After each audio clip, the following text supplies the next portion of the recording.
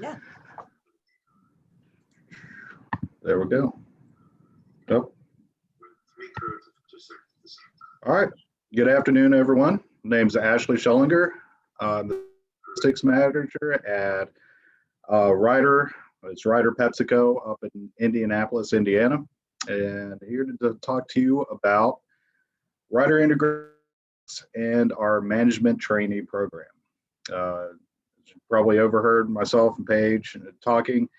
Our team here in Indianapolis has participated in the Citadel recruiting fairs in the past few years, at least, if not myself. My superior, Eric Sal. Both myself and Eric are the Citadel, so we know what the Citadel has to offer. We're both class of 2002, and that's definitely why we make our trip down there to Charleston at least once a year to try and because we know, like I said, we know what the Citadel offers. It's definitely unique amongst other colleges. It offers us a quality leadership experience that most schools, most of the grads we see from other schools, we don't find that quality in them all the time. So they may have some, it's generally more from work experience if they do have it, but generally from the schools, it's just pure academics. They may have a lot of experience with, they may have a more formal supply chain program at their school, but they don't get that aspect of, discipline, leadership, difficult situations, and that is very key in our field. So, all right, I'll move on just to talk about who Ryder is. We are a Fortune 5 company. Annual revenue, and this is a little bit dated, so it's probably a bit more now, but 8.4 billion annual revenue, 306 million in comparable earnings. We have 800 maintenance locations, as well as well over 270,000 vehicles on the road, 55 million square feet of warehouse space. So just to let you know, I can come from more of the supply chain and warehousing aspect of Ryder, so we really won't be getting too much into transportation, which a larger portion of Ryder. It's how Ryder came to be as a transportation and truck leasing company. But as of about 12 years ago, Ryder decided to get supply chain management on the warehouse level, and that is pretty much the angle from which I'm going to be speaking. Also over 39,000 employees nationwide. So as you can see the chart there, fleet management solutions. We lease trucks. That's where Ryder started, but we also run transportation for a multitude of companies, including other Fortune 500 companies. So you've likely seen our trucks out there on the road. All right. We operate under 4 verticals, and this is across whether it's transportation or supply chain. We have operations that involve automotive and industrial, technological and utilities. My particular vertical is consumer packaged goods, or CPG, and of course several accounts with retail. And just an infographic, just giving an idea of who we supply our services to and who we assist with our supply chain management. We have, this kind of gives a day in the life kind of aspect of the products we all use every day.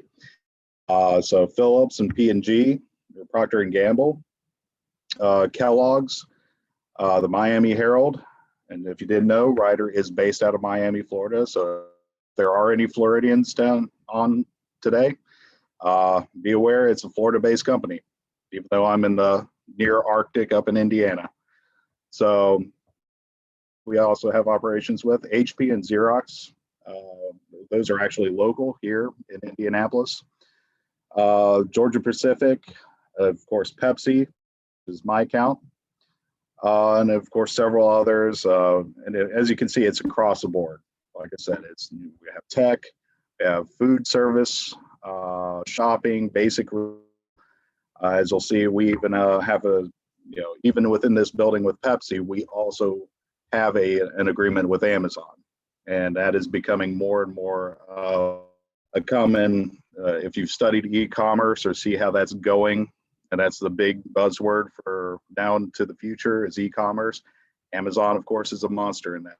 A lot of companies are winding up having some shared operation with Amazon. Just a few key call outs about Ryder. You're getting a little dated. Unfortunately, I get slides from corporate time. But as you can see, America is 62 out of 500 with Forbes of America's best employers, #1 and 4 for America's most admired companies. Big one I'll call out there at the bottom center, top 3 rank with inbound logistics, 3PL excellence driven by inbound logistics. So if you haven't seen that phrase or term 3PL, it's a third-party logistics, and that's what we do. We contract out to run their supply chain, their warehouses, their operational end. So they basically, like for instance here at the PepsiCo site, they bought the building, they run the transportation piece, and they run the schedule, the dock, but we hire the people, run the operation, load and unload the trailers, and they basically pay us to do that. And this is very common out there now. We're the 3rd largest, the last I saw, 3PL company in. I actually came from DHL, which won at one time. I know XPO was kind of on their heels a bit, but there are a multitude of companies out there, and some of them are very large, worldwide operations that run person logistics or third party. Okay. If you're in supply chain or been looking at it, educated yourself on it, you've probably run across Lean or Six Sigma. That's a big buzzword in the industry across the board. Just about every warehousing company or 3PL has their own program for it. It's a big part of what we do. If you're unfamiliar with it, it is essentially streamlining your processes, eliminating waste, and providing better value, safer work environment, and hopefully scaling down your operation while not impacting or hopefully improving your performance. A big part of, especially us as a 3PL, we're trying to provide value to our customer, Pepsi. So it is in our interest, one, to our own profits, make our processes more efficient or as efficient as they can be, find better ways of doing things, and providing that service, reducing costs for the customer. So in our program, we have identified 3 key aspects of lean execution involving our people, the hourly associates. It's not just a high management project. We'll include associates that actually work in the area we're trying to find a solution for, so we can get their experience. Many of us, including myself, I'm pretty far removed from the actual hands-on process on the floor. There's other things that I'm here to work. So things may have changed, and I'm aware, but I don't know what has impacted. What the impact was on the floor. So that's the point of getting the people involved and actually going out there on work on these to see what happened. So we close that gap between the people actually doing the job and management who can make the decision. So quality, really trying to instill that do it right the first time mantra. So you don't create the waste to begin with if you can avoid it. Team is constantly making mistakes. If you don't have firm training or key procedure to prevent against it, you're going to wind up with a lot of waste and a lot of expense as well. Reducing a short lead time, basically reducing the time it takes to complete the process. That's one of the key things. That's usually what it comes down to. In order to get the product out the door, continuous improvement. That's a common phrase you'll see pretty much with all programs. You never want to sit on your heels with this. You're always looking for a better, some kind of improvement, whether it's little or small. It's an expectation you'll see from management across the board. They want to see cost savings every year, whether that's the customer or your own bosses.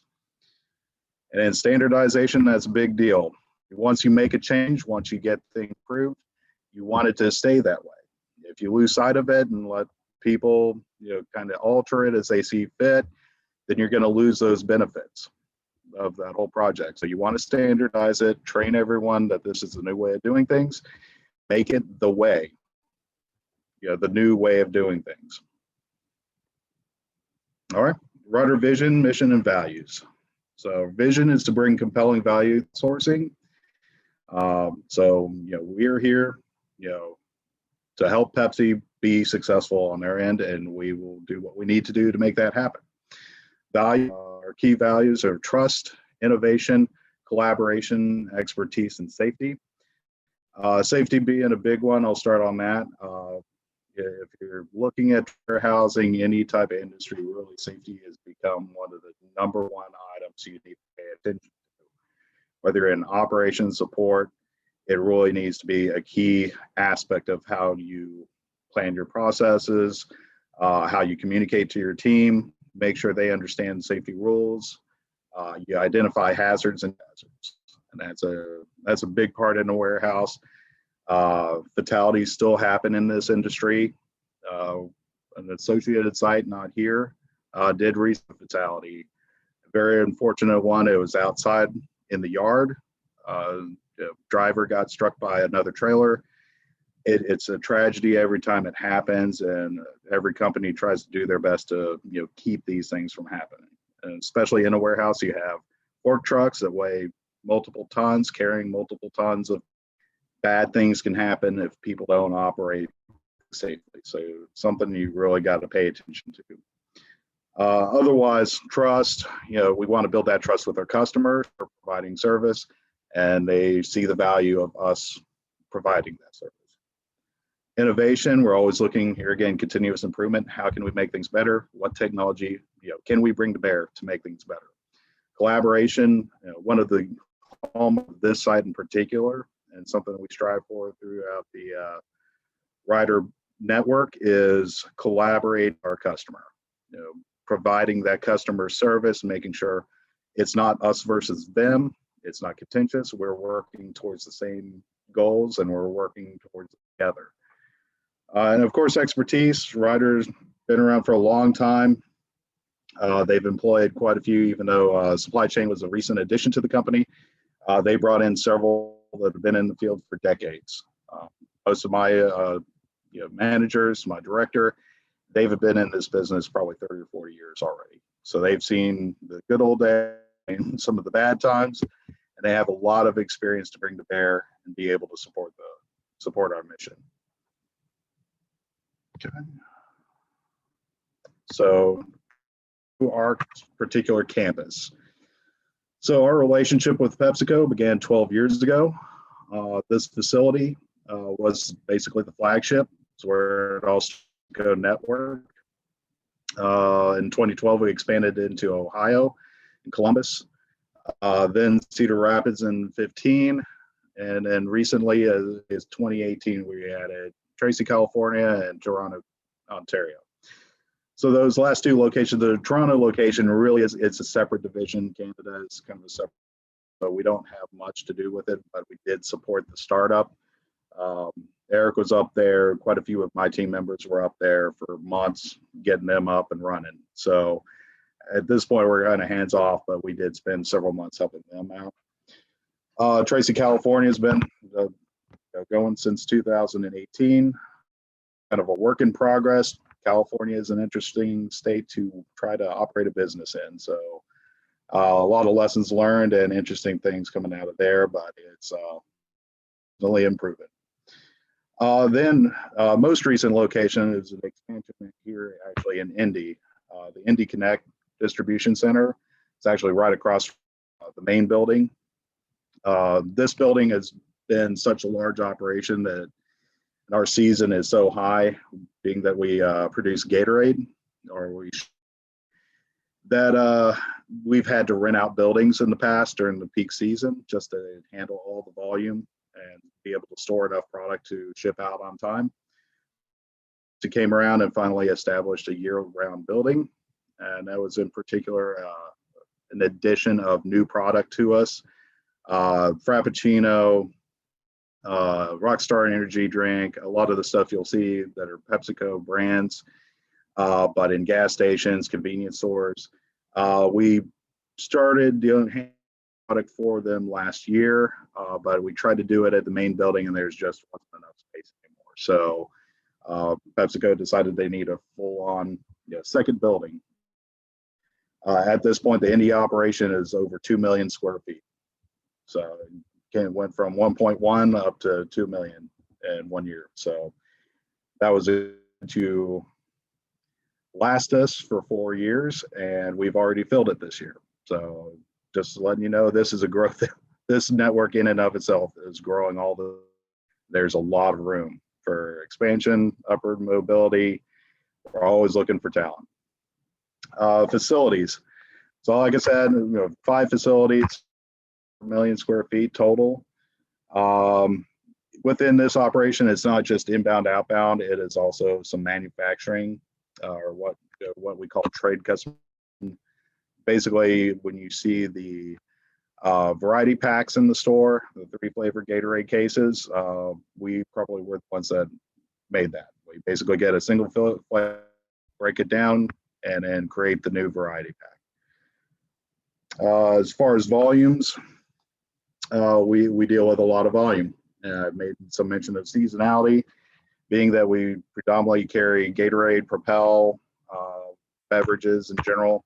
Not much on the soda end, but primarily Gatorade. We carry a third of the national Gatorade volume through our operation. That is the most seasonal product in the country, charcoal. So we will go from a slow fall to early spring, ramp up with inbound, and then all of a sudden Memorial Day hits and we're shipping out left and right. So as you can see, 890 U.S. truckloads daily across the whole net. We generally average about 350 to 400 loads out of this building every day during peak season.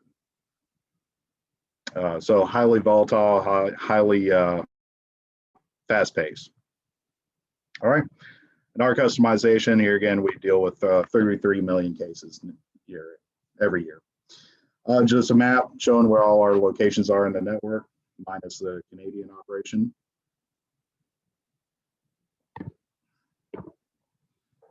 All right, and just a few facts, just some pictures of the trade customization area.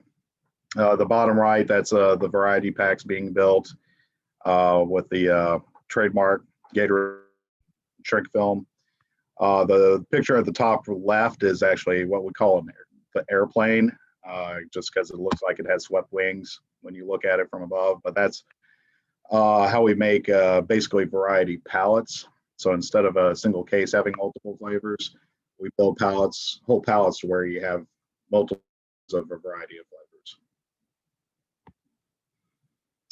Culture-wise, there's 3 key areas I want to call out: communication, engagement, and safety focus.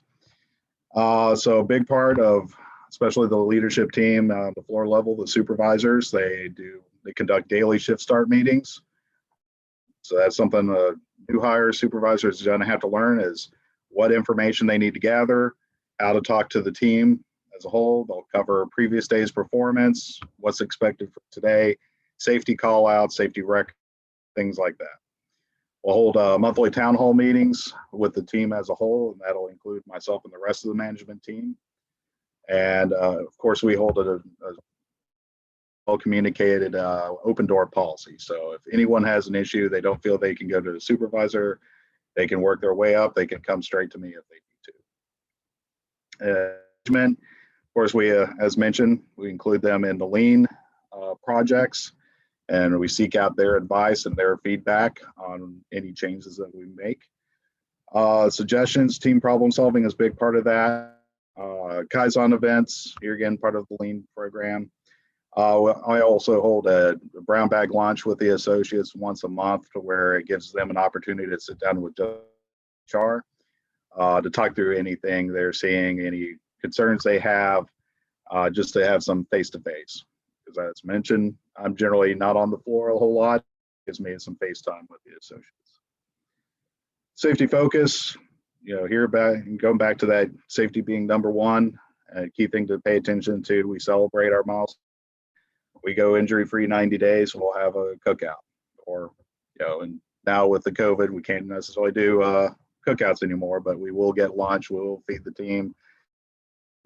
We have Safety Week celebration as well as Employee Appreciation Week.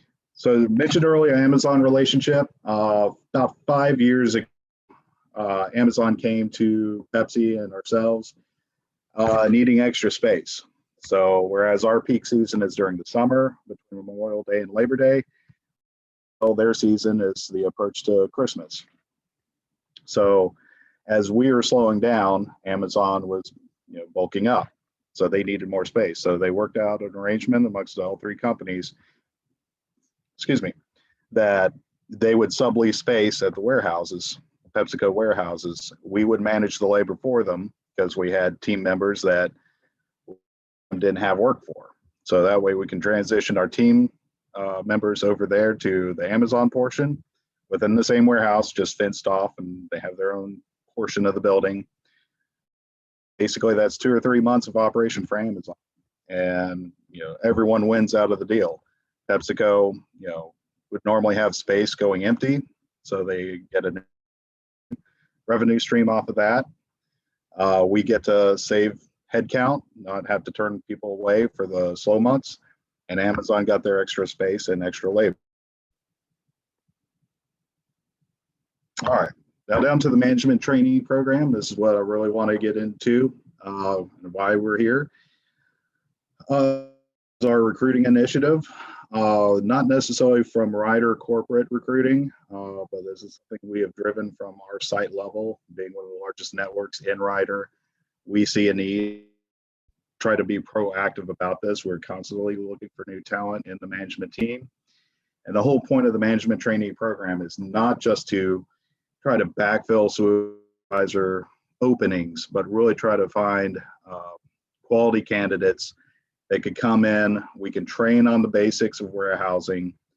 They get to see, and as a whole, we try to, instead of just training to be an operations supervisor, the program really has a good 4 to 8 week program to where you kind of get a survey of broader topics. Like you may be a couple weeks training, you may spend a week training on inbound, outbound operations.